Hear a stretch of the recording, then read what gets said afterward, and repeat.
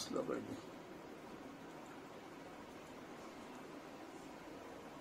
আমাদের ক্যাশ খুঁজতে 1 ঘন্টা নিলে হবে না, বলে দিলাম।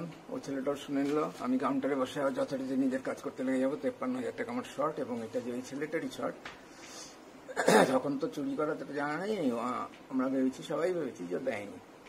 এরপরে ডিটেক্ট হওয়ার পর ফোন করা হবে, এবং হামেশাই হয় যে ক্যাশ জমা দিতে আসে, সে ভুল করে না দিয়ে চলে যায়, অথবা আমরা ভুল করে চাই না এবং সে চলে যায়। তখন ফোন করলেই সঙ্গে সঙ্গে চেক করে দেখে যে হ্যাঁ আছে, টাকাটা দেয়নি, এসে দিয়ে যায়। অথবা ওপর পোর্শনটা সার্কেল করে দিয়েছি, লাল রঙের সার্কেল যেটা করা, সেটা ক্যাশ অফিসার, ওর নাম তন্ময় চৌধুরী। মাঝখানে আছে হলুদ সার্কেল যাকে করে দেওয়া আছে, সে হচ্ছে হাউসকিপিং কর্মী, হাউসকিপিং স্টাফ, এজেন্সির স্টাফ। ওর নাম জীবন, টাইটেল কনফার্ম না হতে পারে, চক্রবর্তী, জীবন চক্রবর্তী হতে পারে।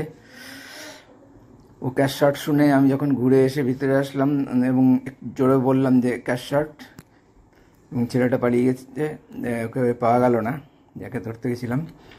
তখন ও আসলো, এসে দেখিয়ে দেবো আবার আসুক। ও এসে ভাউচারটা দেখলো, ভাউচারটা দেখে ও চিনতে পারলো কাস্টমারের নাম দেখে যে এটাই ক্যাশক্রেডিট কাস্টমার বিষ্ণু ঘোষ, এই বলেছিল। ও আইডেন্টিফাই করতে পেরেছিল। আর যে গোলাপি শার্ট পরে যেটা নীল সার্কেল দেওয়া, সেটার নাম মনোজ কুমার। ও অন্য ওই বোর্ডের ক্যাশিয়ার, যে মেশিনে কাউন্ট করে, যে ক্যাশটা নিয়ে গেছিল ভিতরে।